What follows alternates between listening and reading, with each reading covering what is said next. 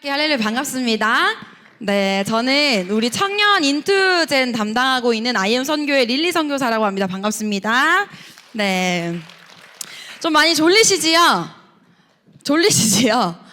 네, 조금 잠을 좀 깨워주시고 이렇게 좀 물을 한 모금 마셔주시고, 네, 제가 얼른 청년 사역에 대해서 좀 소개를 드리고자 합니다. 우선 좀 PPT를 띄워주시면 감사하겠습니다. 네, 저희 청년 사역을 소개를 좀 드리고자 합니다. 첫 번째로 저희 청년팀은요, 인투젠이라고 부릅니다. 뭐라고 부른다고요? 네, 인투젠. 근데 그렇다면 인투젠은 무엇인가? 인투 세대는 어떤 의미인지를 좀 먼저 소개를 드리고자 하는데요. 저희가 각 세대별로 나눌 때 이렇게 이름을 붙이지요. 밀레니엄 세대, X세대, Z세대, 이런 이름을 붙여요. 왜냐하면 이제 세대별로 특징을 가지고 있기 때문에 나누는 건데요. 밀레니엄 베이비들의 특징은 바로 디지털 세대이지요. 또 이제 인투 세대라고 이야기를 하면 밖에도 있고 안에도 있다, 인앤아웃 한다, 이런 의미예요. 그래서 가상과 현실 세계를 인앤아웃 하는 세대다 라고 하여서 연결되어지는, 가상과 현실이 연결되어지는 것이 굉장히 익숙한 세대라고 해서 인투 세대라고 이야기를 하는데요. 그 중에 이제 저희가 뉴 노멀 라이프라고 이야기를 하죠. 코로나가 발발되고 난 이후에 온라인 강의나 온라인 예배가 굉장히 익숙해져 있어요. 그래서 예전에는 사이버 대학이 그렇게 이제 평균적으로 많이 가거나 하는 추세가 아니었는데, 지금은 이제 대학부도 사이버 대학으로 비대면 수업으로 바뀐 지가 오래되었지요. 이런 새로운 삶의 형태를 살아가는 것을 바로 저희 인투젠, 있는다라는 의미를 가진 인투 세대라고 이야기를 합니다. 네. 그리고 좀 넘어가나요? 네. 네, 인투젠은요, 이제 4차 혁명 시대로 인해서 이제 이런 적혀 있어요. 이제 로봇 공학이나 인공지능, 또 나노 기술이나 이런 양자 프로그래밍, 이런 부분들을 가지고 저희가 빅데이터나 이런 초연결을 통해서 새로운 기술적인 혁신이 일어나면서 인간이 살면서 굉장히 편해지지만 반대로는 기술에 지배받는 그런 세대가 왔습니다.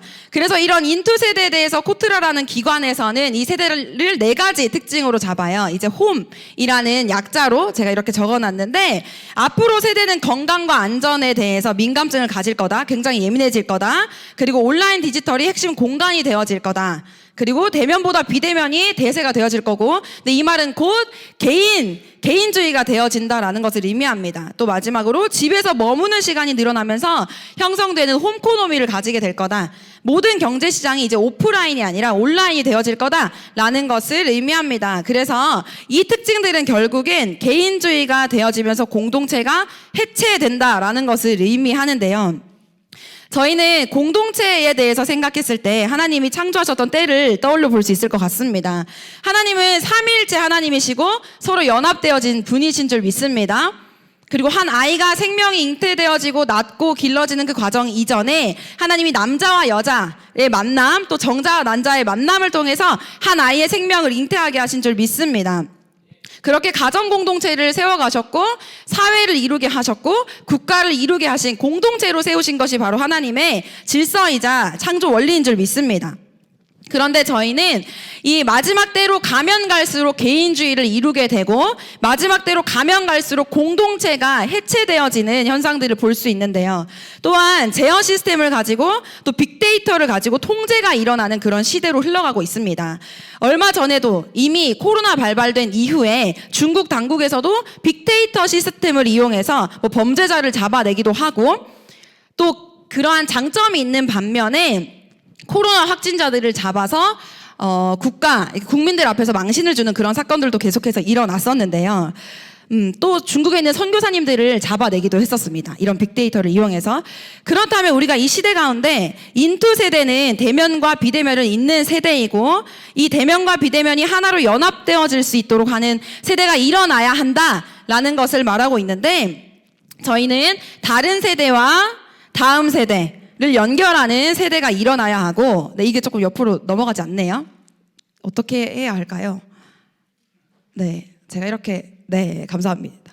이렇게, 네, 익숙하지 않네요. 자, 어쨌든 저희 인투 세대는요, 대면과 비대면을 잇는 것, 그리고 현실과 가상을 잇는 세대이자 다른 세대와 다음 세대를 잇는 세대입니다. 또 한 가지 덧붙이자면 인투 세대는 다음 세대와 기성 세대를 잇는 허리, 가장 열정 있는 청년의 때를 의미하기도 합니다. 네. 그리고 말씀을 조금 함께 보면서 인투 세대에 대해서 이해를 했으면 좋겠습니다. 디모데전서 6장 12절에서는요 이렇게 이야기합니다. 믿음의 선한 싸움을 싸우라, 영생을 취하라. 이를 위하여 네가 부르심을 받았고 많은 증인 앞에서 선한 증언을 하였도다. 마귀의 관계를 능히 대적하기 위해서 하나님의 전신 갑주를 입으라. 저희는 영적 전쟁 가운데 있고 승리를 선포하는 전진하는 세대가 되어야 하는 줄 믿습니다. 그래서 디모데 후서에서는 이렇게 이야기합니다. 너는 이것을 기억해라. 말세에 고통하는 때가 이르고 이 같은 자들에게서 네가 돌아서고 너는 배우고 확신하는 일에 거하며 말씀을 전파하라 라고 명령하셨습니다. 저희는 말세에서 돌아서서 끝날을 준비하고 공동체를 만들고 거룩의 기준을 세우는 것과 훈련되어져서 하나님의 본질과 말씀 안에서 철저히 녹아들고 그것을 전파할 수 있도록 해야 하는 줄 믿습니다. 또 로마서에서는 이렇게 이야기합니다. 예수 그리스도의 종 바울은 사도로 부르심을 받아서 하나님의 복음을 위하여 택정함을 입었으니 하나님의 복음을 위하여 따로 떼어놓은 구별된 택정함을 받은 자라고 이야기합니다. 지금 온라인상에서는 굉장히 음란물이나 정치, 게임 이런 것들로 굉장히 많이 가득하고 도배가 되어 있는 현실인데 저희 IM 선교회는 온라인 가운데 거룩히 구별된 하나님의 메시지로 가득하도록 하는 온라인 사역을 지금 이어가고 있습니다. 감당하고 있습니다. 5대양 6대륙에는 영적 전쟁이 일어나고 있고 제7대륙은 바로 온라인을 의미하는데요. 그곳에는 영적 전쟁이 있습니다. 저희는 마지막 시대 가운데 영적 전쟁을 치르고 있는 자이며 우리 인투 세대는 하나님의 나팔을 부는 군대로 세워져야 하는 줄 믿습니다. 네, 그렇다면 이제 진짜 인투젠 훈련팀의 비전을 좀 같이 나누도록 하겠습니다. 인투 세대에 대한 의미를 아셨다면 이번에는 청년팀의 비전을 나눌 건데요. 저희 청년팀의 비전은 바로 느헤미야 세대입니다. 여러분, 느헤미야는 포로 시대에 이제 포로로 끌려갔던 자였죠. 그리고 예루살렘이 성이 허물어지고 성문이 불탔다는 소식을 듣게 됩니다. 그때 느헤미야가 했던 첫 번째 행동은 하늘의 하나님 앞에 금식하며 기도합니다. 그리고 이스라엘 자손의 범죄했던 그 죄들을 자복하기 시작합니다. 하나님의 청년 세대는 이 땅에 있는 죄악을 자복해야 할 책임이 있는 세대인 줄 믿습니다. 하나님의 말씀, 이렇게 느헤미야가 하나님 앞에 기도하거든요. 모세에게 약속하신 언약의 근거에서 기도를 올려드리는데 무엇라고 기도를 하냐면 하나님의 말씀, 계명을 지켜서 행하면 쫓긴 자가 하늘 끝에 있을지라도 거기서부터 그들을 모아서 내 이름을 두려고 택하신 곳에 돌아오게 하리라 하시면서 이 언약의 말씀을 기억해 주십시오 하나님, 이렇게 기도합니다. 그리고 하나님께서는 그의 기도를 들으셨고 왕의 술 관원장으로 세우십니다. 술 관원장으로 세우셨다라는 것의 의미는 왕이 한 나라의 정사를 돌보는 가운데 이제 술잔을 기울일 때마다 고민이 있는 것을 이제 털어놓는 거죠. 고민을 이야기할 수 있고 나눌 수 있고 어떻게 해야 할까, 이것을 대화할 수 있는 신뢰의 대상이 되었다라는 의미입니다. 하나님께서 이제 무너진 성을 건축해 달라고 하는 그 느헤미야를 세우신 다음에 이제 느헤미야가 굉장히 수심이 가득한 얼굴로 있었다고 해요. 말씀의 느헤미야 1장에 보면 그때 왕이 무엇을 원해? 라고 물어봅니다. 그때 느헤미야가 이렇게 이야기해요. 예루살렘의 성문이 불탔다는 거 내가 들었는데 그곳에 갈 수 있도록 그러니까 그 길목에 있는 통행할 수 있도록 조서를 내려달라. 총독들에게 조서를 내려주게 해주십시오. 두 번째로 성전을 지을 수 있는 제목들을 주십시오. 세 번째로 군대 장관, 마병을 보내달라고 요청을 하기 시작합니다. 성을 다시 재건하기 위해서 실제적인 전략을 짜기 시작하는 거죠. 그리고 요청을 합니다. 청년 세대는요, 성문이 불탄 것을 보시고 하나님의 마음을 알아서 이 시대 가운데 하나님이 가장 하시고자 하시는 선한 일이 무엇인지를 알고 실제적인 전략을 짜고 하나님의 손과 발이 돼서 움직이는 세대인 줄 믿습니다. 하나님이 지으셨던 기쁨의 땅, 에덴 땅이 죄로 말미암아 철저히 망가지지요. 그리고 이 땅 가운데 예수 그리스도의 구속하심과 부활, 승천 그 이후에 하나님께서는 교회를 세우십니다. 그리고 다시 오신다 약속하시고 교회를 세우십니다. 우리는 마지막 시대, 이미 오셨고 다시 오실 예수 그리스도를 기다리는 마지막 때를 살아가는 자들인 줄 믿습니다. 그리고 하나님께서는 창조 때부터 오늘날까지 1분 1초도 쉬지 않고 행하시는 그 구원의 일을 오늘날의 교회를 통해서 하시고자 하시는 줄 믿습니다. 오늘날 현 시대에서는요, 이제 코로나 이후에 교회가 무너지고 내가 이제 직장에서 잘릴까봐 대면 예배를 참석하지 못하는 청년들, 그리고 교회발 코로나라는 프레임에 갇혀서 대면 예배를 굉장히 부정적으로 보거나 아니면 코로나인데 왜 예배를 하냐 마냐를 두고 논쟁이 일어나거나 그것을 두고 싸움이 일어나거나 분열이 있는 현장들을 제가 굉장히 많이 보게 되었는데요. 현 시대는 청년 세대 복음화율이 1%도 되지 않는 0.25%밖에 되지 않는 상황 가운데 있습니다. 그래서 우리 인투 세대는요, 인투젠 청년 사역팀은요, 개인의 회복을 넘어서서 청년 세대의 터전인 캠퍼스, 학교, 일터, 예술, 정치, 미디어, 지역, 사회 모든 영역 가운데 하나님 나라의 임재를 갈망하고 그분의 성품과 방법이 회복되어진 한 사람의 청년이 세상 가운데 한 사람의 교회로 세워져서 복음과 도시를 잇는 도시 복음화를 일으키는 것을 목적으로 합니다. 자, 그럼 이번에는 저희 청년 인투젠 사역 구도를 좀 소개를 하도록 하겠습니다. IM 선교회는요, 지역교회를 세우는 선교회입니다. 또 청년들을 훈련하고 세워서 그들이 예수를 머리로 한 몸된 교회를 섬길 수 있도록 한 사람의 교회, 한 사람의 선교사, 한 사람의 그리스도인을 양성하는 선교회입니다. 저희 첫 번째로 저희 청년팀은요, 세 팀으로 세 가지를 제가 좀 소개를 드리고자 하는데요. 첫 번째로 IM 선교회 인투젠 청년 훈련 학교에서 청년들을 훈련시키는 훈련팀과 두 번째로 사역팀, 그리고 온라인 컨텐츠를 좀 소개를 드리고자 합니다. 네, 저희 인투젠 훈련팀은요, 청년 훈련 학교라고 불리우는데요. IM 인투젠 훈련팀은 이제 트리플 스쿨과 홀리 트리니티 시스템을 통해서 마지막 시대를 살아가는 가운데 한 사람의 선교사를 양성합니다. 트리플 스쿨은 IM 선교회의 참된 그리스도인을 양성하기 위한 시스템, 신앙 시스템인데요. 복음, 제자, 소명 스쿨로 이루어져 있어서 트리플 스쿨이라고 이야기를 합니다. 네, 여기서 트리플 스쿨에서 복음 스쿨이 이야기하는 것은 무엇이냐면 이거예요. 그리스도인의 관점을 세우는데 그 관점을 통해서 복음의 정체성을 분명하게 세웁니다. 하나님께서 창조하신 땅, 에덴 땅이 죄로 말미암아 철저하게 타락하였고 그때 하나님께서 분명히 선악과를 두시고 선악과 먹으면 너희가 정령 죽을 거라 말씀하셨어요. 그러나 죽이지 아니하셨죠. 하나님께서 다시 약속하십니다. 창세기 3장 15절에 이렇게 약속하세요. 여자의 후손을 통하여서 메시아가 올 건데 그는 뱀의 머리, 너희를 유혹했던 뱀의 머리를 짓밟을 거고 그 뱀은 여자의 후손의 발꿈치를 상하게 할 거라고 말씀하세요. 근데 이 말씀이 이 언약이 어떻게 성취가 되어지냐면 예수님께서 이 땅에 여자의 후손, 하와의 후손으로 와서 성육신하여서 이 땅 가운데 오시고 또 발꿈치가 상하게 되었다라는 것은 십자가의 고난을 의미하지요. 그리고 뱀의 머리를 짓밟을 거야라는 것은 십자가의 구속하심과 부활 승천으로 우리에게 승리를 주신 것을 의미합니다. 이 약속의 성취를 이야기하고 계세요.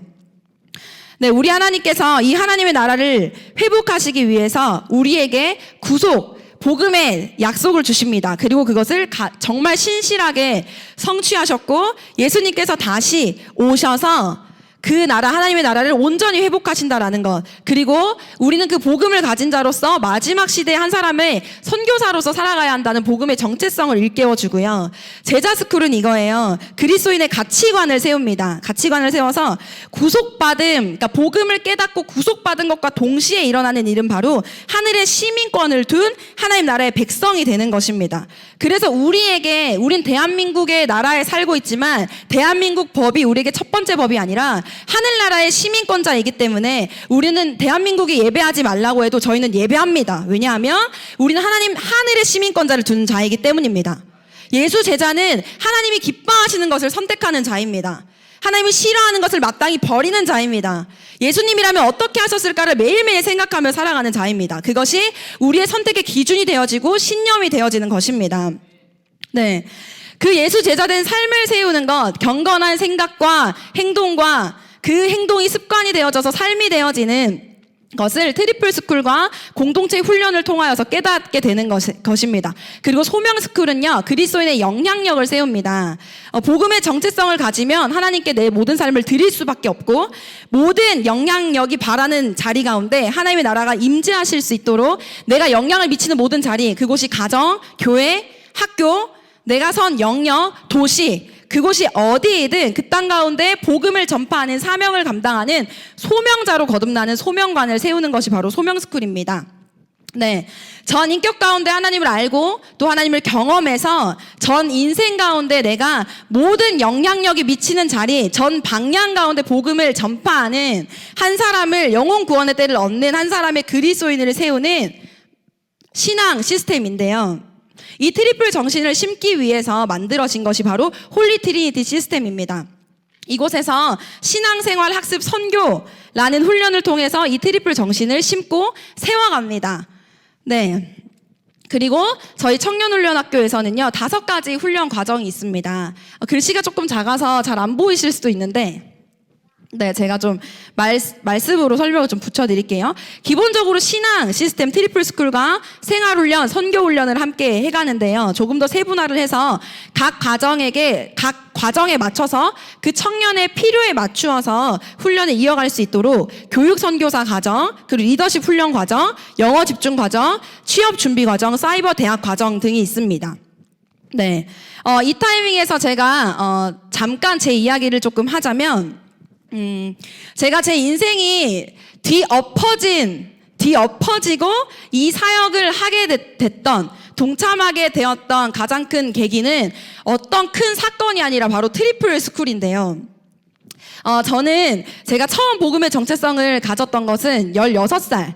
단기 선교에 가서 예수님을 만납니다. 그때 하나님을 정말 뜨겁게 만나고 인격적인 경험을 하게 되는데, 예수 그리스도의 십자가의 대속하심을 처음으로 깨닫게 되어졌던 날이었어요. 근데 그 날을 맞이하기 이전의 저의 삶에서는 저는 하나님을 향해서 한 가지 질문이 있었어요. 의문이 있었어요. 하나님을 믿지 못했던 이유가 한 가지 있었는데, 하나님께 항상 이렇게 물었던 것 같아요. 하나님이 우리를 사랑해서 지으신 땅이라면 이렇게 망가진 모습이 있는 게 맞습니까?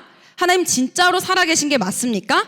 라고 그냥 여러 번이 아니라 수천만 번 하나님께 물어봤던 것 같아요. 왜냐하면 저의 인생에서 저는 굉장히 6살 이전까지 정말 부유한 가정에서 자라서 태어나고 자랐는데, 6살 이후에 이제 이사를 갔습니다. 이사를 갔는데 저희 집이 굉장히 어려워졌다라는 것을 이제 눈치상 알 수밖에 없죠. 왜냐하면 집이 굉장히 작아졌고 부모님의 싸움이 잦아졌었거든요. 그래서 그리고 저에게는 4살 차이 나는 오빠가 한 명 있는데, 이제 오빠가 중학생이 되면서 방황을 좀 심각하게 했어요.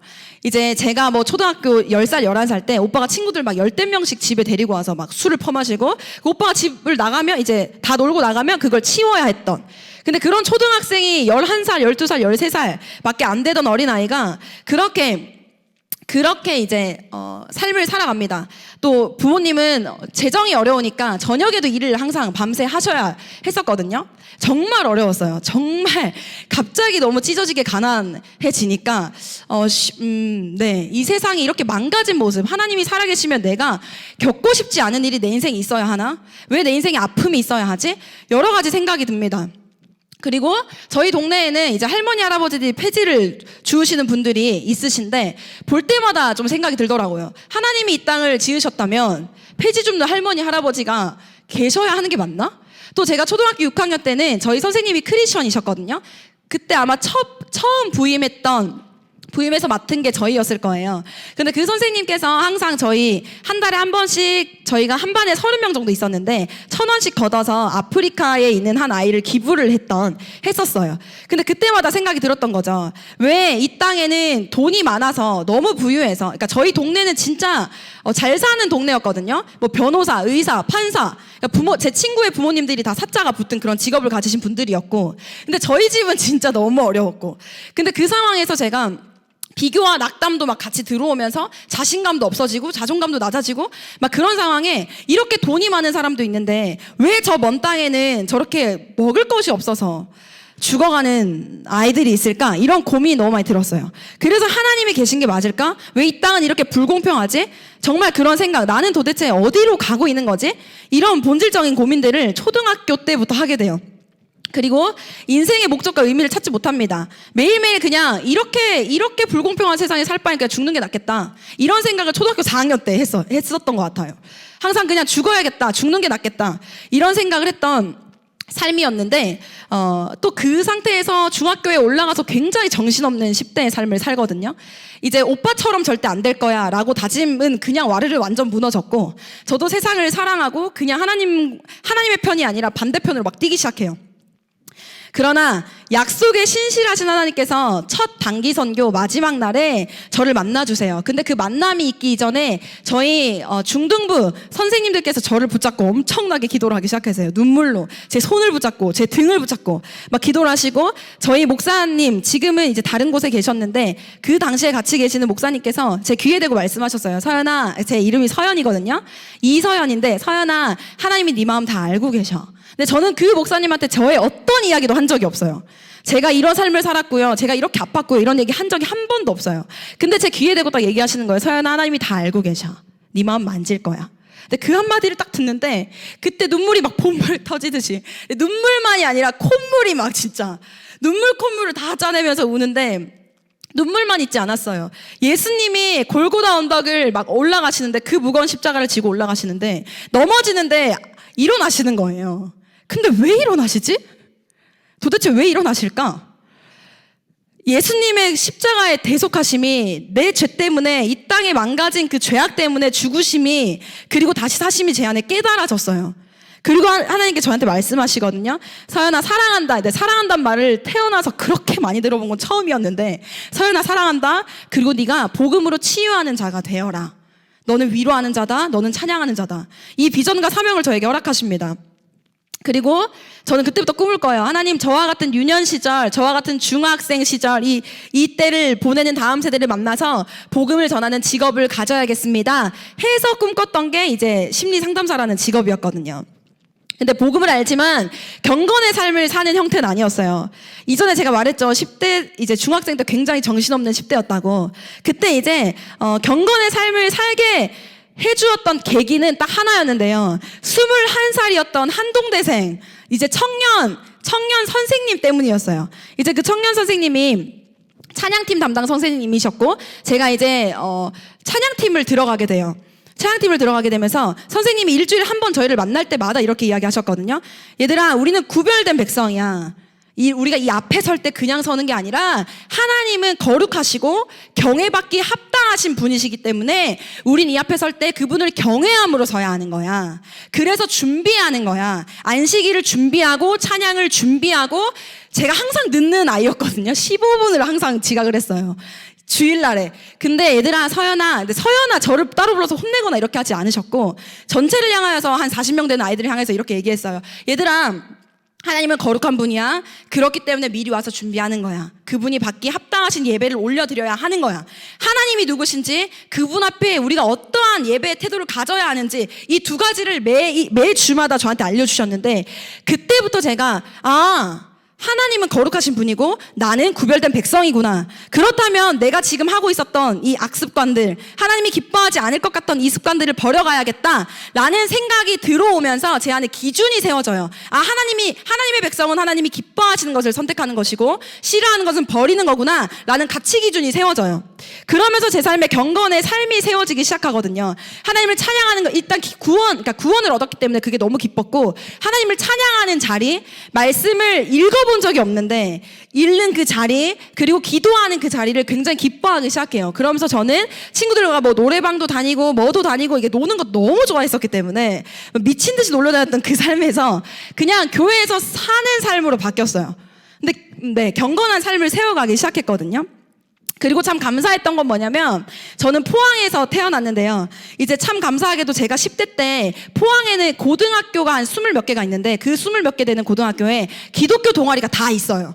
다 있어서 이제 기독교 동아리가 매년마다 모여서 고등부 찬양 집회에서 고찬이라고 불렀는데 고등부 찬양 집회를 다 같이 모여서 몇백 명씩 모여서 같이 예배드리고 그리고 두세 학교가 같이 모여서 여름 겨울마다 문화의 밤 사역을 같이 청년이 아니라 청소년들이 모여서 주도해서 어떤 이제 어른들은 장을 열어주죠. 이 뭐 공간을 허락하시거나 간식을 사주시거나 이렇게 도움을 주셨지만 청소년들이 다 자발적으로 같이 예배를 하나님 앞에 드릴 예배를 준비해서 사람들을 초청해서 예배를 드렸던 그때마다 한 200명씩은 꼭 모였던 것 같아요. 근데 그게 20몇 개 학교가 매주마다 예배가 있었어요.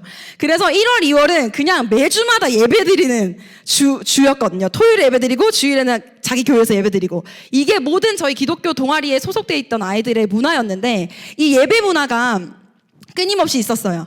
그리고 다시 제 삶으로 돌아와서 18살에 하나님 저를 종으로 부르셨고 16세에 만났던 하나님 나와 같은 다음 세대 그리고 나와 같은 다음 세대 만나고 싶습니다 했던 그 고백과 또 20살이 돼서 저 또한 중등부 교사 또 찬양팀 선생님이 됩니다.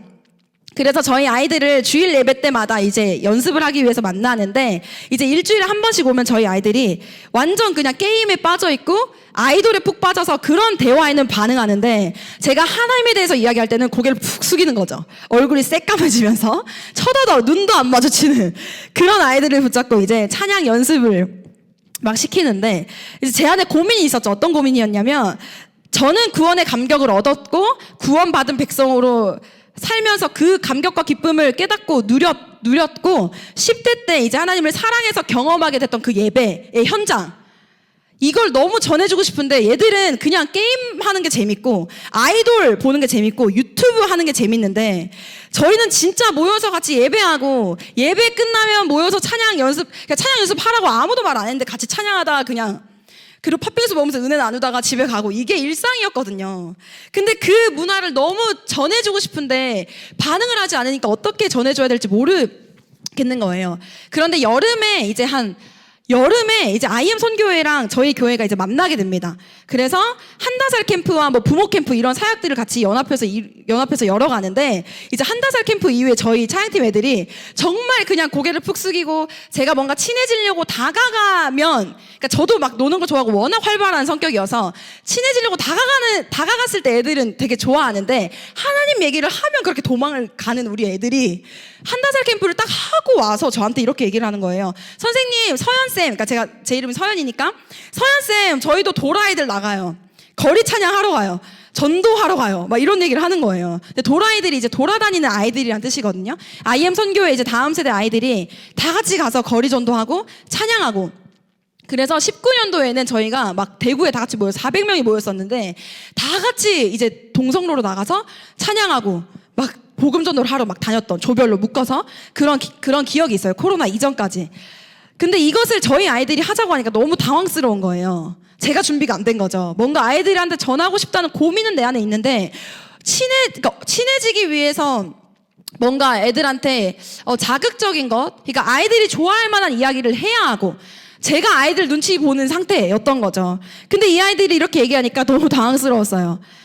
네. 근데 또 그걸 하기 위해서 내가 뭘 준비해야 되고 또 이걸 얘기했을 때 뭐 보고서도 올려야 되고 뭐 이렇게 뭔가 선생님들의 반응도 봐야 되고 막 여러 가지 막 고민들이 막 있었는데 네.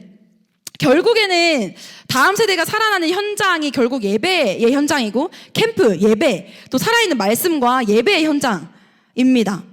그런데 그 자리, 그러니까 진리 기초로 돌아갈 수 있는 진리의 말씀이 선포되는 자리, 성령의 기름이 부어져서 하나님 나라가 보게 되어지는 그 자리, 그 장을 마련하는 건 결국 청년 세대이고 기성세대의 몫이라는 거죠. 그게 우리의 역할이라는 거죠.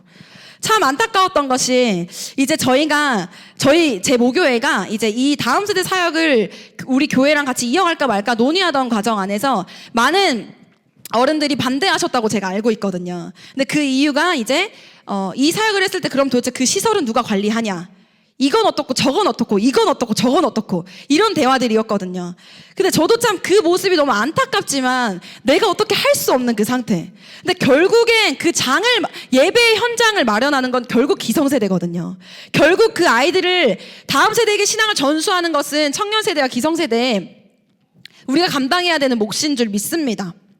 네, 다시 돌아가서 지금까지 저는 제 삶과 청년 선생님으로서의 고민들이 있었다라는 것을 나누었는데, 지금부터는 청년 신학생, 제가 이제 신학생 출신이거든요. 청년 신학생으로서 또 선교사로서의 부르심 안에서 이제 트리플 스쿨이 깨달아지면서 이 사역에 있었던 것들을 나누려고 합니다. 제가 20살에 신학교에 입학했을 때 다음 세대 사역을 꿈꾸면서 갔다고 했잖아요. 16살에 나와 같은 다음 세대 만나야겠다 라는 기도함과 이제 그걸 꿈꾸면서 이제 기독교 교육학과로 제가 진학을 하는데, 하나님을 너무 알고 싶고 사랑해서 진학했던 신학교였어요. 물론 신학에 대해서 배웠어요. 구약개론이나 뭐 신약개론이나 뭐 이런 부분들, 교육학과니까 교육도 배우지만 신학도 이제 배우면서 갔었어요. 근데 제 안에는 이제 신학을 배우긴 했지만 신앙을 가지고 사는 삶은 굉장히 턱없이 부족했거든요. 아침에 눈을 떠서 하나님 앞에 예배 올려드리고 밤에 회개함으로 자는 것은 사실 제가 10대 때부터 하나님이 연습을 시키셔서 하고 있었지만, 제 일상에서는 친구들이랑 노는 게 좋았고, 이제 그렇게 흘러가는 대로 사는 게 뭔가 진짜 내가 가슴이 뛰어서 이것만을 위해서 살아가리, 준비하리, 어떤 이런 비전은 없는 상태였어요. 근데 그때, 제가 다음 세대 사역을 꿈꾸고 있었는데, 저에게 이제 좀 신앙의 선배들, 저에게 선배라 하면 결국에는 전도사님들이고 목사님들이겠죠.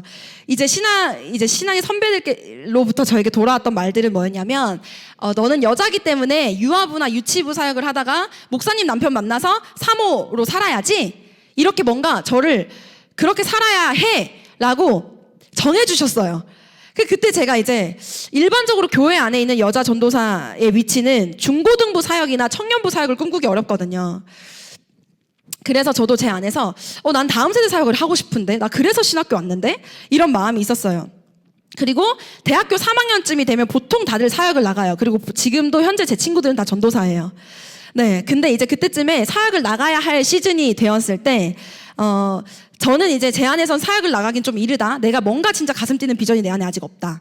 하나님을 위해서 살겠지만 난 지금 모르겠다. 우선 내가 상담 공부를 하고 싶어 했으니 복수 전공을 신청하고 뭔가 나름대로의 제 인생의 계획을 세워요. 근데 하나님께서, 약속에 신실하신 하나님께서 저를 21살에서 22살 넘어가는 밤 저녁에 저를 부르시거든요. 그때도 제가 여전히 하나님을 알고 있고 복음을 만났지만 이해되지 않는, 하나님 왜 이렇게 세상을 불공평하죠? 전 오늘도 폐주 줍는 할머니 할아버지들을 너무 많이 봤어요. 이야기를 하면서 하나님께 막 이렇게 얘기를 하는데, 하나님 저에게 이렇게 말씀하시더라고요. 서연아, 모든 사람들이 죄를 범해서 하나님의 영광에 이르지 못했고, 하나님이 지으신 하나님 나라를 회복하시기 위해서 내가 예수 그리스도를 약속했어. 이걸 다시 한번 말씀하시면서 저한테 사도행전 1장 8절 말씀을 주십니다. 네가 땅끝까지 가서 예수의 증인이 되라고 말씀하세요. 그거 제가 할 수 없다 하니 에베소서 6장 말씀 주시면서 전신갑주를 취해. 그거 내가 할 거야. 그거 내가 하는 거야. 네가 하는 거 아니야. 이렇게 이야기하셨어요. 그때 다시 되물었죠. 하나님, 그럼 도대체 땅끝이 어디입니까? 땅끝이 어디이길래 제가 지금 복수 전공을 신청하고 이런 계획 안에 있는데, 제가 그럼 지금 전도 사역을 나가야 되는 겁니까? 아니면 뭐 어떤 인터컵이나 이런 선교단체를 통해서 열방 선교를 나가야 하나요? 어디로 가야 하나요? 라고 묻는 저를 인도하신 곳이 바로 IM 선교회였어요. 네. 이곳에서 제가 왜 이곳이 땅끝인지 물어봤을 때 하나님께 이렇게 말씀하셨거든요. 하나님의 눈물이 있는 곳이 땅끝이야. 저한테 땅끝은 저 먼 아프리카 땅이었거든요. 그런데 하나님께서 이렇게 말씀하시는 거예요. 예수 그리스도가 없는 곳, 그곳이 선교지고 그곳이 땅끝이야. 예수 그리스도의 눈물이 있는 곳은 바로 다음 세대야. 예수 그리스도의 눈물이 있는 곳은 청년 세대야. 기성 세대야. 모든 세대야. 하나님의 나라가 임재해야 하는 그 영역이 바로 땅끝이야. 이걸 알려주셨어요. 네, 그걸 알려주셨어요. 그리고 저에게 하나님께서 정말 값진 것을 주신데, 그게 뭐냐면 내 청년의 때 인생을 다 바쳐도 아깝지 않는 하나님의 일이 바로 영혼 구원 사역이라는 걸 깨닫게 해주셨어요. 근데 그걸 어떻게 깨닫냐면 트리플 스쿨을 통해서 깨닫게 해주셨어요. 네.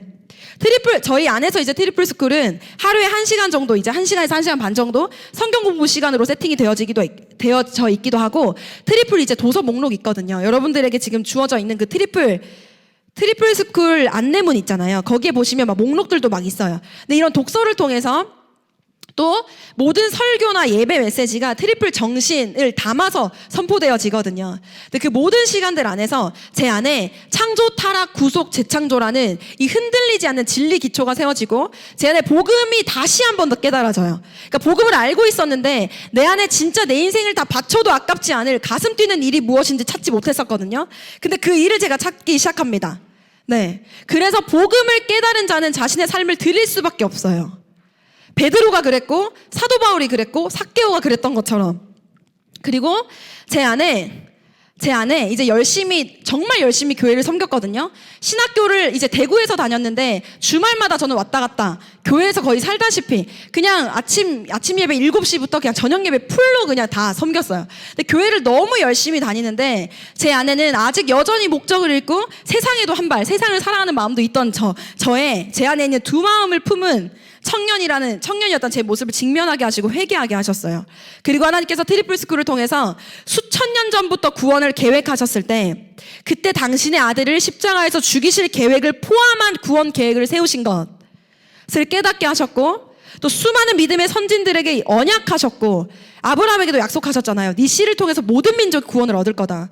근데 그 약속과 그 성취와 그 약속에 언약에 신실하신 하나님께서 약속대로 오신 메시아 예수 그리스도를 통하여서 하나님 나라를 회복시키셨고 또 부활 승천하셔서 교회를 세우셔서 그 구원의 일을 교회를 통해서 이어가시는 그 구속 역사를 깨닫기 시작해요. 그리고 초대교회 때 믿음의 선진들이 이제 그리스도 예수를 믿는다는 이유만으로 이제 원형 경기장에 끌려가고 막 가로등에 묶여서 가로등 삼아졌던 묶여서 불에 태워지는 그 거리의 가로등으로 여겨졌던 그 초대교회 때의 그 그리스도인들의 믿음, 원형 경기장에 끌려갔던 7살, 8살밖에 되지 않는 그 아이들이 나는 예수를 구주라 찬송했던 믿음의 고백을 드렸던 그들의 믿음의 고백과 또 예수 그리스도의 제자, 사도, 복음 전도자들을 통해서 전파되어지는 복음과 세워진 그 교회를 통해서 그러니까 영혼이 구원되어지고 세워지는 그 일, 또 그 일을 통해서 이 한국 땅, 이 먼 땅 한국 땅에 청년 선교사들이 와서 교회를 세우고 학교를 세우고 병원을 세우는 그 영혼을 살리고자 했던 하나님의 구원 역사가 깨달아지면서 나 한 사람 살리기 위해서 나한테 복음이 뚝 떨어진 게 아니라 수천 년 전부터 하나님이 계획하셨던 그 구원의 경륜이 구원 역사가 깨달아지기 시작해요. 그 교회를 통해서 나 한 사람 살리기 위해서 수많은 선생님들이 눈물로 기도하셨고 그 기도가 쌓여졌고 그 기도를 통해서 저에게 복음이 전달되어졌다는 것을 깨닫습니다. 저를 변화시켰던 건 이 복음이에요. 그리고 하나님을 사랑하는 영성을 가진 하나님이 누구이신지 하나님에 대해서 하나님께 드려야 될 예배는 어떠한 것인지를 가르쳐줄 그 청년 선생님의 영성이었어요. 네. 그리고 하나님의 구원의 목적된 하나님 나라를 회복하기 위해서 그 약속이라는 방법으로 구원 역사를 이끌어 오시는 그 하나님의 복음이 깨달아지면서 저는 제 가슴에 저는 이 복음 스쿨이 23살에 깨달아졌거든요. 근데 제 가슴에 아브라함에게 하셨던 약속, 너의 씨를 통해서 모든 민족이 구원을 얻을 거야 라고 하신 그 약속이 모든 민족을 향해 간다라는 것을 깨닫고 나니까 제 가슴이 너무 뛰면서 열방 끝을 향해 가는 거예요. 저한테 선교라는 건 그냥 아프리카 땅, 그 먼 땅 단기 선교 와서 피딩하고 문화 사역하고 이 정도였거든요. 일주일 정도 잠깐 갔다 오는 거, 한 달 정도 갔다 오는 거, 이 정도 개념이었는데 이 하나님의 선교가 모든 민족을 구원하고자 하시는 영혼 구원의 일을 이끌어 오신 하나님의 구원 역사라는 거예요. 근데 이게 깨달아지는데 제가 그냥 예수님이 다시 오실 그 날을 향해서 가는데 그냥 흘러가는 대로 살 수가 없겠더라고요. 아까 이제 마이크 성사님 저한테 25이라고 얘기하셨잖아요. 나이를 얘기하실 줄 몰랐는데 제가 아무래도 청년 사역을 하다 보니까 나이 얘기 잘 안 하거든요. 일단 무조건 나이 많은 척해요. 왜냐면 저보다 오빠들도 많이 오거든요. 막 30대들도 와요. 직장을 그만두고 와서 내가 복음 앞에 깨우쳐 보겠다 하는 어떤 결단함을 가지고 오는 청년들도 있고 아니면 엄마 손에 그냥 끌려오는 청년들도 있는데 일단 나이 많아 보여야 돼. 그래서 머리도 이렇게 잘 안 묶어요 원래. 근데 앞머리 원래 안 내려요. 근데 너무 내리고 싶어서 내렸는데 네, 막 일단 까고 있고 무조건 나이 많은 척 하거든요. 근데 그것도 참 쉽지 않아요. 어쨌든 그런데 제가 이제 이 23살의 인생에 이 트리플 스쿨을 깨달으면서 내가 더 이상 뭔가, 그러니까 저도 25이면 그냥 나가서 예쁜 옷 입고, 그냥 예쁜 원피스 입고, 예쁜 카페 다니면서 막 센치한 척 하면서, 막 예쁜 가방 들고 남자친구 사귀고 할 수 있거든요? 근데 그렇게 사는 것이, 그렇게 사는 것보다 내가 더 값진 일을 해야겠다라는 생각을 할 수밖에 없더라고요. 예수님이 다시 오신다면, 오늘 오신다면, 아니면 내일 당장 오신다면, 내가 예수님 앞에 서서 할 말은 있어야 되지 않을까? 너 뭐 하다 왔어? 라고 물어보실 때, 예수님 만약에 나한테 나 너 몰라. 나 너 몰라. 라고 얘기하시면 저는 그 순간을 진짜 직면하고 싶지 않거든요. 예수님이 저한테 맡기신 일 하다 왔어요. 착하고 충성된 종아. 저 이 말 듣고 싶거든요. 예수님이 저 진짜 꼭 안아주셨으면 좋겠거든요. 그래서 그 재림의 날을 향해 모든 인류가 심판을 향해 달려가고 있고 모든 인류가 끝을 향해 달려가고 있다면 나는 그냥 내 인생을 그냥 살 수는 없겠다. 하나님, 제 청년의 때 하나님께 드립니다. 그러니 모든 민족 구원해 주십시오. 그리고 목적 없이 살고 있는 우리 오빠, 하나님 알지만 탕자인 우리 아빠, 하나님 저 드릴 테니까 제발 살려주십시오. 저는 그 마지막 날에 저는 구원받고 그 지옥 불구덩이에서 제가 아무리 손을 뻗쳐도 구할 수 없는 그 눈물 흘리는 저의 부모님과 저희 오빠의 얼굴 보고 싶지 않거든요. 지금은 영혼 구원의 때를 얻어야 한 때라는 것을 하나님 너무 저한테 복음의 정체성을 가르쳐 주시면서 깨닫게 하시면서 알려주셨습니다. 그래서 청년들이 이렇게 살았으면 좋겠어요. 저처럼 살았으면 좋겠어요. 예수님이 다시 오신다면 예수님 앞에 딱 섰을 때 예수님이 하나님 저한테 맡기신 일 하다 왔어요. 영혼 구원의 일, 하나님이 가장 기뻐하시는 그 일 같이 하다 왔습니다. 라고 말할 수 있는, 할 말이 있는 청년 세대가 일어나기를 소망합니다. 여기 청년들 정말 많이 왔는데 진짜 한번 돌아보셔요. 한번 점검해 보셔요. 내가 인생을 진짜 예수님 앞에 섰을 때 진짜 할 말이 있는지 한번 돌아보셔요. 하나님이 나한테 맡기신 일 정말 하다 왔습니다. 라고 말할 수 있는지 한번 돌아보세요. 네. 트리플 스쿨은요, 내 전 인격, 하나님 아는 지식과 하나님 사랑하는 가슴, 하나님 마음을 알고 그분을 경험해서 그분의 마음을 알아서 전 인생 가운데 예수 제자된 삶을 살아가고 내가 영향을 미치는 모든 자리, 전 방향 가운데 하나님께서 맡기신 사명을 감당하는, 복음 전파의 사명을 감당하는 한 사람의 그리스도인 선교사를 양성하는 시스템입니다.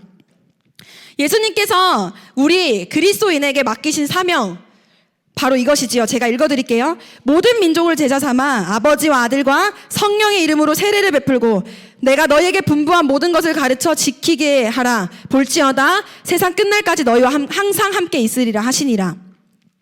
예수 다시 오실 그때까지 모든 민족을 제자 삼는 것은 모든 그리스도인의 사명인 줄 믿습니다. 그렇다면 어떻게 청년들을 제자 삼을 것인가 라는 전략이 이젠 중요하겠지요. 그래서 저희 청년팀의 사역팀을 좀 소개하도록 하겠습니다. 넘겨주세요. 제가 포인터가 먹지 않아서. 네, 한 장 넘겨주세요. 네, 저희 사역은요 3가지예요. 공동체 사역팀과 또 비즈니스 사역팀, 예배, 캠프팀, 이렇게 3가지 팀으로 나누어집니다. 첫 번째로 공동체 사역팀에는요 인투 동아리, 기독 동아리예요. 그래서 이제 이 기독 동아리를 통해서 예배와 제자 양육을 통해서 공동체를 세워가는 것, 또 사랑방을 통해서 그리스도인으로 살고자 하는 그 청년들이 함께 모여서 살면서 이제 훈련하는 공동체. 인투메이트는 대학 졸업 이후에도 같은 지역, 분야, 직장에서도 함께 공동체 훈련을 이어가고자 하는 공동체 훈련팀입니다.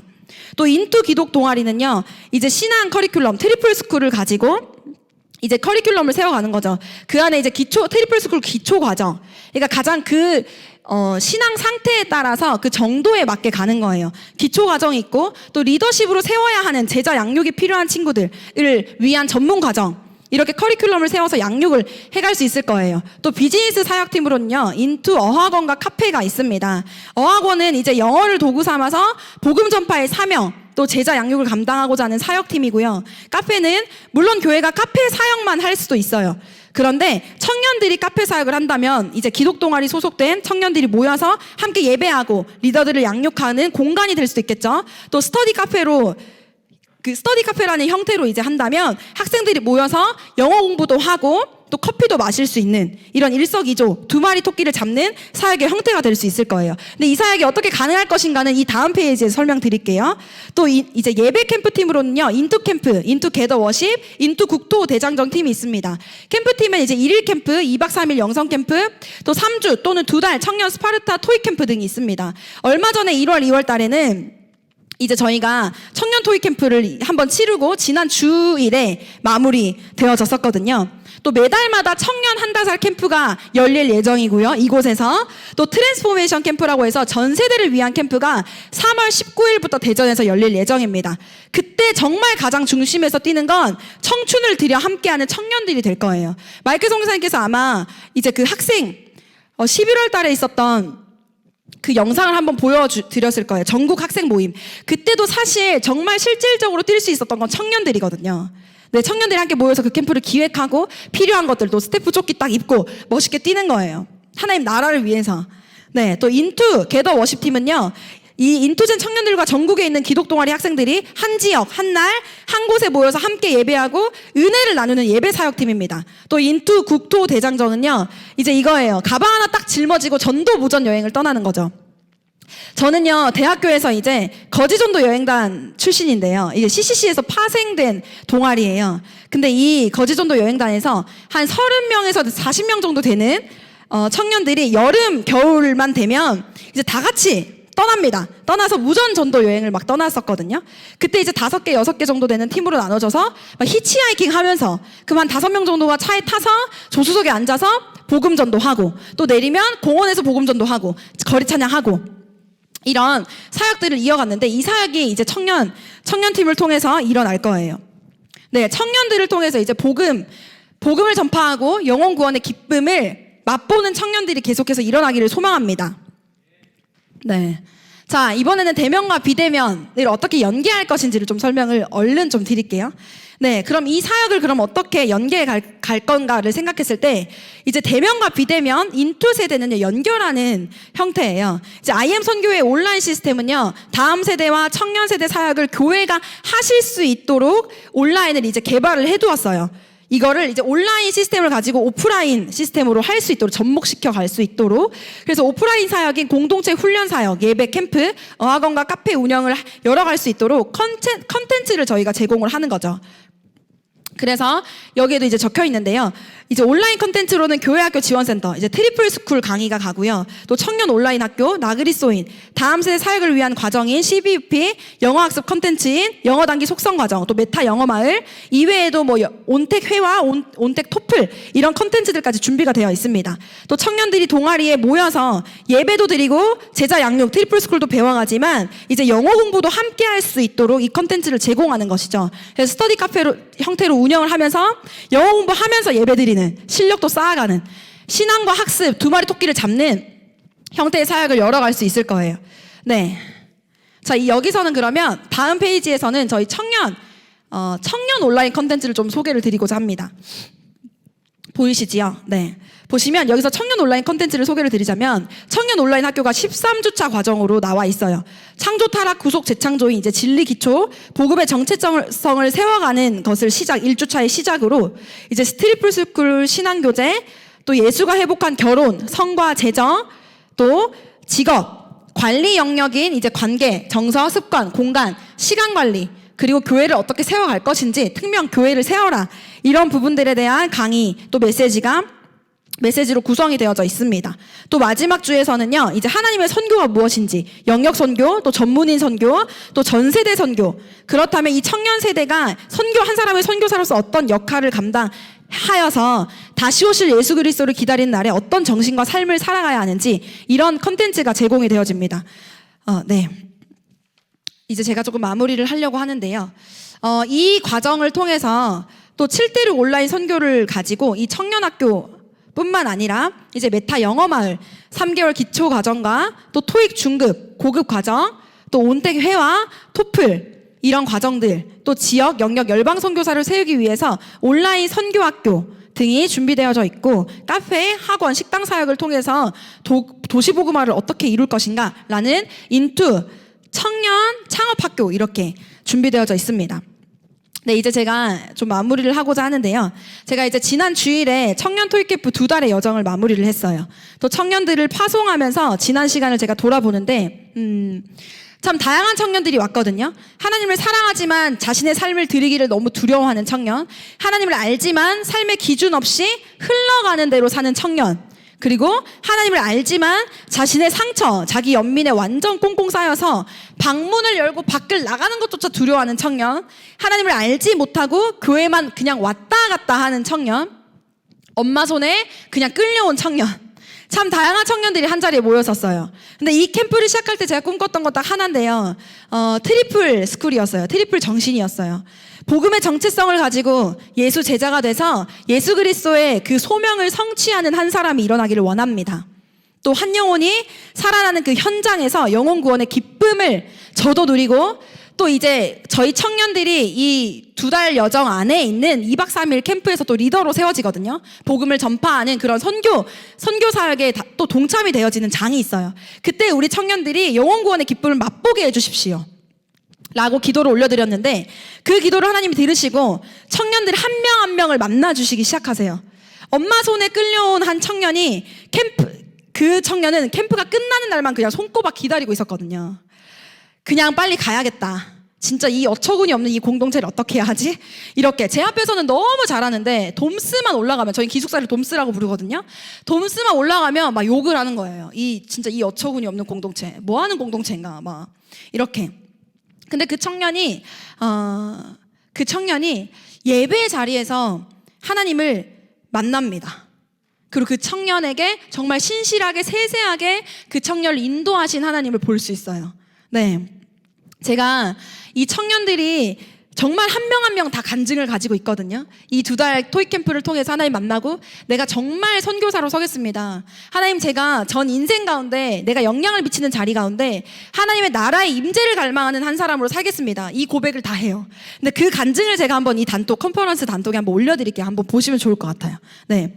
근데 이 청년들을 각 가정과 교회로 또 캠퍼스로 파송하는데 청년들이 처음엔 이렇게 그냥 흘러가는 대로 빨리 끝났으면 좋겠다 이렇게 앉아있는 그 청년들이 마지막에 갈 때는 정말 눈물 흘리면서 하나님 저를 써주십시오, 두 손 들고 기도하면서 갔거든요. 네, 정말 영향을 미치는 모든 자리에서 하나님, 예배가 없는 땅에 예배를 세우는 자로 살겠습니다 이렇게 고백하면서 갔거든요. 근데 그 현장을 보는데 제가 참 너무 기쁘고 감사했어요. 정말 영혼이 살아나는 현장은 예배 현장이구나, 성령의 기름 부음이 있는 자리구나, 정말 다시 한 번 더 깨달으면서 참 감사했는데, 반대로 제 마음엔 어떤 마음이 있었냐면, 돌아갈 공동체, 정말 이렇게 예배와 거룩한 삶을 살기 위해서 부단히 노력하고 애쓰는 청년 공동체가 있는 저희 청년들과, 반대로 제 마음에 가장 많이 걸렸던 건 그런 공동체가 없는 청년들. 도대체 이 청년들은 어디로 가야 하지? 얘들은 여기 남아서 같이 훈련 받아야 할 것 같은데 어떡하지? 이런 마음이 제 안에서 굉장히 가득했어요. 또 이제 한 이틀 전에 한 가지 사건이 있었는데, 어떤 사건이냐면 저희 토익 캠프에 참여했던 한 청년이 이제 이틀 전에 자살 시도를 한 거예요. 그래서 이 청년이 이제 유서를 쓰고 그 유서를 이제 카톡 푸사로 설정해 놓은 거죠. 나는 안 되나 보다. 제발 나를 용서해 주세요. 천국은 바라지 않으니 나를 용서해 주세요. 그러니까 그 친구가 청년 토익 캠프 마지막 주에 예수님 만났거든요. 그래서 그 친구가 아침에 혼자 내려와서 이 자리에서 1시간을 엉엉 울면서 기도하는 모습을 제가 매일매일 봤거든요. 근데 그 친구가 이제 예수님 만나고 내가 이제 새로운 삶을 살겠습니다 라고 결단하는데, 근데 그 이전의 삶이 참 아픈 친구예요. 네, 이제 아버지도 전신마비로, 또 장님이 되셔서 사고로 인해서 장님이 되셔서 병원에 앉아 계시고, 병원에 누워 계시고, 그것을 큰아버지가 이렇게 섬기고 있지만 이 아이와 큰아버지의 관계성은 전혀 없는, 그 큰아버지 집에 얹혀 살고 있지만 관계성이 전혀 없는, 그래서 이 아이가 보호자라는 개념이 머리에 없는 거예요. 그리고 삶에 대해서 어떻게, 그냥 기본적인 기초 정말 생각하고 미리 하는 것, 내가 뭘 준비해야 하는지 뭐 이런 것들에 대한 개념 자체가 없는 거예요. 그래서 이 친구가 그래도 나 여기서 훈련 받고 하나님 앞에 살고 싶습니다 고백했을 때, 그래, 한 영혼이 살고 세워지는 것을 우리가 너무 보고 그 일을 위해서 우리 교회가 존재하는 것이니, 선교회가 존재하는 것이니 우리는 이것을 케어하면서 간다. 이걸 이제 같이 논의하고 막 기도하고 막 이렇게 하는 가운데, 교회랑도 그 아이가 이제 지푸라기 잡는 심정으로 죽으려고 하다가 10대 때 예수님 만났던 기억이 있어서 집 앞에 있는 교회를 나가요. 근데 그 교회가 이제 이 리뉴젠 사역을 같이 하고 있는 교회거든요. 근데 그 교회 나간 지 2주밖에 안 됐는데 그 친구가 이제 한다살 캠프 2박 3일 캠프 갈래? 목사님 물어보셔서 왔다가 남은 친구였거든요. 근데 그 친구가 예수님 만나서 새롭게 살아보겠습니다. 이전에 나의 죄에 정말 찌들었던 그 삶 말고 하나님이 지으신 형상대로 회복되어져 가는 과정, 그 훈련 제가 받고 싶습니다. 이렇게 고백했는데 잠깐 집에 내려갔어요. 근데 집을 가진 않고 교회로 갔어요. 집을 갈 수가 없는 상황인가 봐요. 네, 그래서 교회로 갔는데 2주밖에 안 된 새신자잖아요. 교회에서도 그 아이를 잘 몰라요. 근데 그 목사님이 너무 교회를 정말 영혼 사랑하셔서 그 아이를 걷어들이시고 교회에서 재우시고 이렇게 하는데, 그 아이가 이제 큰아버지한테 이제 말씀을 드리고 여기로 오려고 이제 말씀을 드리러 갔다가 일이 있었나 봐요. 그래서 이제 막 유서를 써서 올려놓고 제발 나를 용서해 주세요. 천국은 바라지 않습니다. 뭐 이렇게 적어놓은 의미심장한 그 메시지를 보고 저는 막 전화를 하는데 전화를 받지 않고, 저희 그 청년 공동체도 그걸 발견하고 목사님과 청년들이 막 이제 그 유서가 적혀 있는 곳으로 막 가요. 네. 근데 그 친구를 찾은 곳은 이제 그 아이가 모텔에서 이제 죽으려고 막 하는데 앞에서 막 바다에 뛰어들려고 10번을 넘게 막 뛰어들려고 시도를 하고 있었던 현장을 청년들이 붙잡은 거예요. 근데 이제 그 현장에서 청년들이 막 걔를 말리고 막 데리고 와서 걷어들여서 또 한 청년, 이제 리더 청년 집에 가서 케어하고 지금도 그곳에 있거든요. 그리고 이제 막 어제 청년 금요 철야 예배가 있으니까 같이 가서 예배드리고 목사님 앉혀놓고 얘기하고 청년 공동체 안에서 은혜를 나누고 하는데 이제 곧잘 은혜를 나눴대요. 다시 해보겠다고 하고 목사님이 이제 설득하시고 이렇게 했다고 하는데, 제가 이제 어제, 저는 이제 포항 사람이니까 저희 집 앞이 바다거든요. 이제 사전 투표를 하고 이제 집으로 걸어가는 길에 바다를 보면서 걷는데 이런 생각이 들었어요. 어젯밤에 우리 정태는 저 바다에 그렇게 10번을 넘게 뛰어들려고 했다는데 얼마나 추웠을까? 또 얼마나 외로웠을까? 얼마나 아팠을까? 그리고 이 땅에 이렇게 죽어가는 청년들이 얼마나 많을까?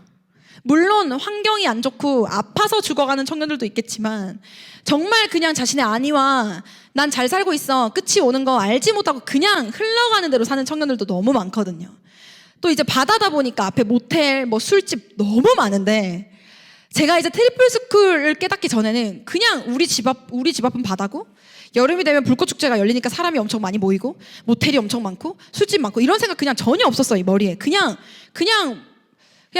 관광 도시구나 이렇게만 생각하고 넘어가던 곳, 그게 아침 산책하던 공간이었는데 딱 트리플 스쿨을 알고 내가 끝을 향해서 가는 걸 딱 알고 나니까 이 죄악들이 막 보이는 거죠.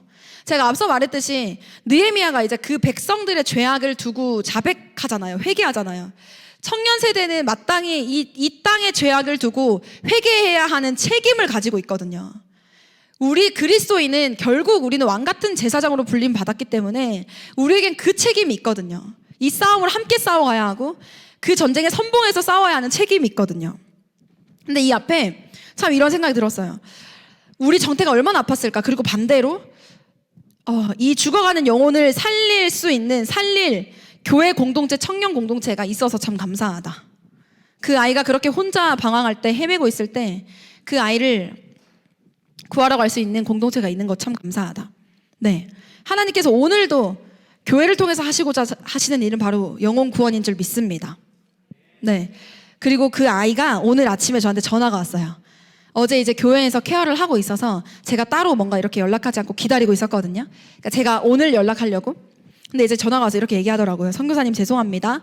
그리고 감사합니다. 저 얼른 올라가겠습니다.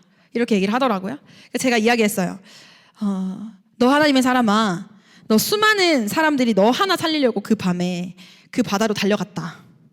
수많은 선교사님들과 청년들이 너를 위해서 기도했다.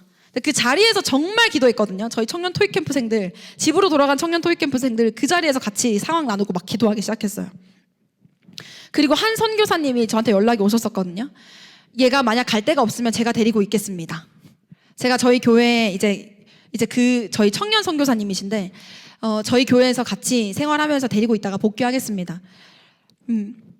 너 하나님의 사람아, 하나님께서 수천 년 전부터 약속하신 구원 계획 안에 너 살리려고 자신의 아들 예수 그리스도를 죽일 계획까지 했다. 너를 통해 수많은 영혼 살리실 거다. 너를 통해 일하실 거다. 네가 제2의 마이클 선교사님이다. 네가 제2의 마이클 선교사님이야. 이렇게 얘기하면서 마이클 선교사님의 22살, 23살 때를 생각해봐라. 뭐 이렇게 얘기를 하면서 지금은 너무 많은 교회와 영혼을 살리고 있지 않냐. 꿈꿔라. 정태야 꿈꾸자. 네가 제2의 마이클 선교사님이야. 이렇게 이야기를 하면서 한 영혼을 살릴 한 사람의 교회가 바로 여러분인 줄 믿습니다. 그러한 청년이 일어나야 하는 줄 믿습니다. 한국교회 청년세대 복음화율이 0.25%인 이 현 시대, 신학교 진학률이 바닥인 이 현 시대 가운데 생각한다면 10년 뒤에 한국교회를 이끌어갈 청년세대가 어디에 있을까? 한국교회 지도자가 될 기성세대가 되어질 인투세대가 어디에 있을까? 다음 세대에게 신앙을 전수할 인투세대, 한 영혼이 방황하고 있을 때 뛰어가서 그 영혼을 구할 수 있는 그 인투세대, 그 청년세대가 일어나야 하는 줄 믿습니다.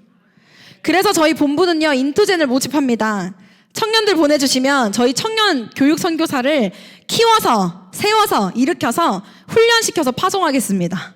교회가 일어날 수 있도록 보내겠습니다.